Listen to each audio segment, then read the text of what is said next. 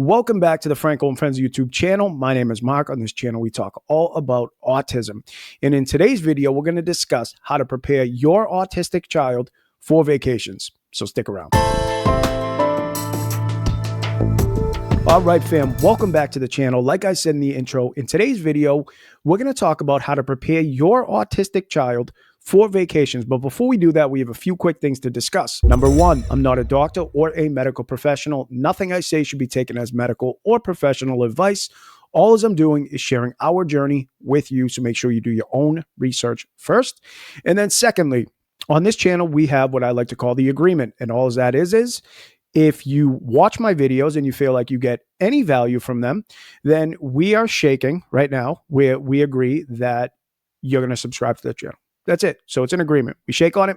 If you get value from my videos, all I ask is you subscribe to the channel. It's quick, it's easy, and best of all, it is free. All right, now let's dive into the video and let's talk about how to prepare your autistic child for vacations. Now, before we do that, why am I making this video? Well, a while back, we went on a family vacation and I was sharing pictures and videos from the vacation. And I had numerous parents reaching out to me, wishing that they could go on vacation, but they just could not get their autistic child to go away. So they wanted to know, what do we do? How do we get Franco to be able to go on vacations? So I figured what I would do is rather than just respond to the comments individually, I figured I would make a video and share with you the step-by-step process that we use to prepare Franco for vacations, because that's exactly what it is. It's a strategic approach that we have curated over years that has taken a lot of trial and error, but with time, we've curated a system that works well for us. Now, lastly, and then I'm going to jump into the video, I promise. Remember that all of our children are very, very different. So what works for one child may not work for another child, okay? So again, just like it was a trial and error process for us, it's going to be a trial and error process for you and your family. So what I'm going to do is I'm going to share with you what worked for my family. You can use what works for your family, and then you can take away what does not work for your family. And then over time, you'll be able to curate a system that works well for your family. All right, now let's dive right into step number one, which is getting familiar with the destination. So whenever we're planning a vacation, the first step is researching the destination and getting familiar with it. And we want to do this for a few different reasons, but the main reason is we want to see if the destination offers any special accommodations for our children. Do they offer any sensory-friendly areas? Do they offer quiet spaces? Maybe you're going to a theme park. If so, maybe you want to reach out to them and see if they offer line passes so that your child doesn't have to wait in the long, stressful lines, which brings us right into step number two, which is gathering resources. Now, this one goes along with step number one. So as you're getting familiar with the destination, you also want to gather resources. And when I say gather resources, what you want to do is you want to see if you can find any pictures and, if possible, any videos of the destination. And more specifically, you want to try to find pictures and videos that show families at the destination having a good time. Now, I'm going to explain why we want to do this in a little bit, which brings us right into step number three, and that is presenting the idea of the vacation to your child. But there is a caveat to that. The title may be a little misleading for step number three, because we're not necessarily telling our children that we're going away on vacation, but instead what we're doing is we're presenting the idea of the vacation to our children. So we're showing them the pictures and the videos, and we're saying, wouldn't it be so much fun to go there?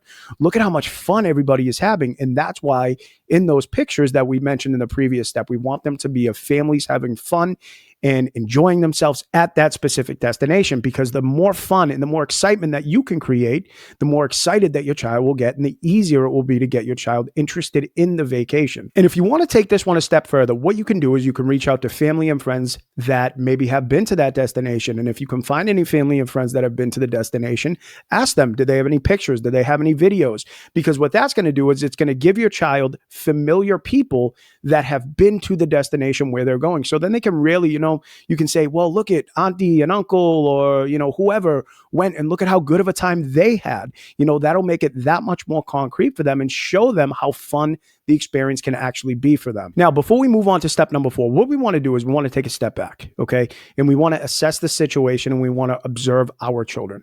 We want to see how they're handling this situation. How are they handling the process, right? Because as we mentioned before, all of our children are so different. So the time that it takes for our children is going to be very different. And before we move on to step number 4, you want your child to be excited about the destination. You want them to be happy, smiling, and just showing that it seems like a fun place to go before moving on to step number 4. What you don't want to do is you do not want to move on to step number 4 if every time you're showing your child they're getting upset and they're pushing back, or even worse, they're having tantrums and meltdowns. And like we mentioned before, unfortunately, there is no cookie cutter approach. There is no one size fits all approach, right? All of our children are different. So it's going to be a trial and error process for all of our children because they're all so different. So just to recap, at this point, we have researched the destination, we have gathered resources, we have introduced the destination to our children, but we haven't necessarily told them that we're planning on going on vacation. We haven't told them any of that information yet.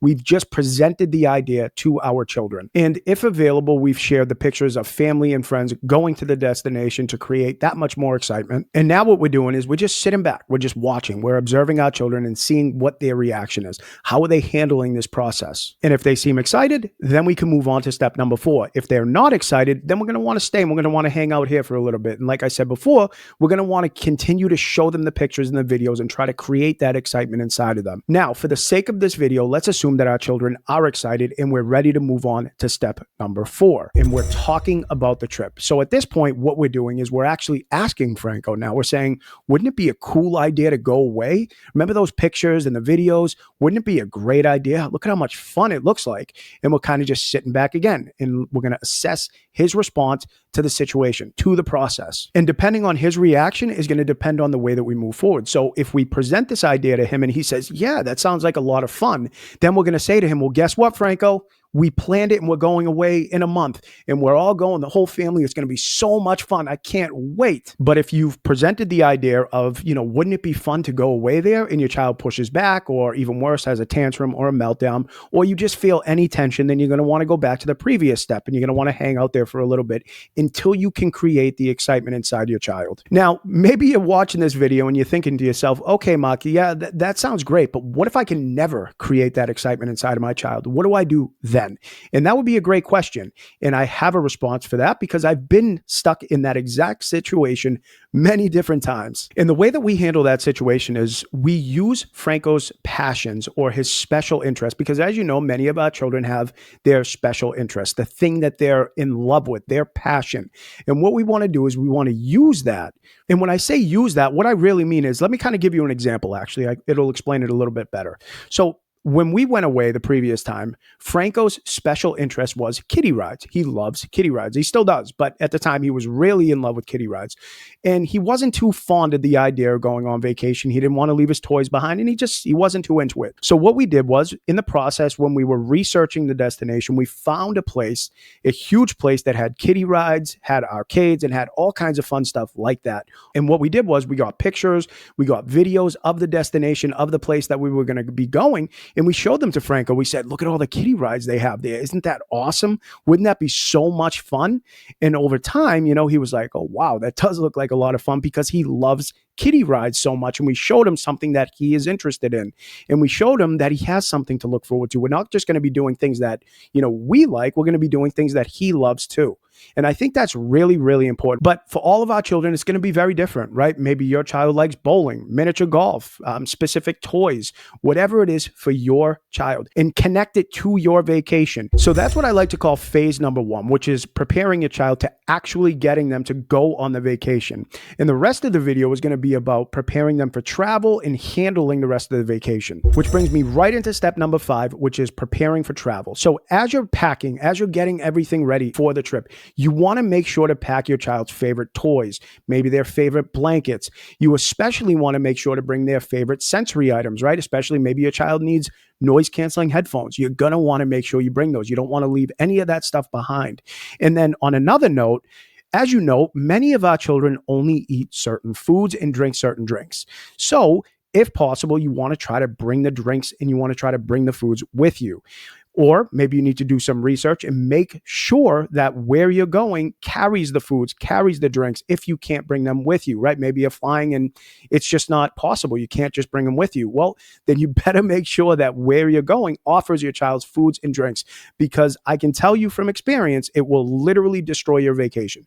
Because as you know, our children, well, not all of them, some of our children would literally rather starve than eat anything else. So you want to make sure you bring their favorite toys, their favorite blankets, their favorite sensory items, and you also do not want to forget their favorite foods and their favorite drinks. And then one more thing about preparing for travel, you also want to prepare your child for the travel. So what you want to do is you want to include them in the planning. I know that we already shared with them, we already showed them, their special interest and how much fun that's going to be, but you also want to share with them other things that you're going to be doing on the vacation, and you also want to schedule some time for them to have fun. And also, which we're going to talk about later, is you want to make sure you schedule some downtime, but we're going to talk more about that in the next section. And maybe you have to create a social story, right, to kind of show your child what the plan is. Maybe your child doesn't understand, so maybe you have to create a social story. So you can kind of look into that, look into social stories, look into visuals, whatever you got to do to include your child in the planning. Step number 6 is dealing with unexpected situations, because the truth is, no matter how much we plan, unexpected situations can,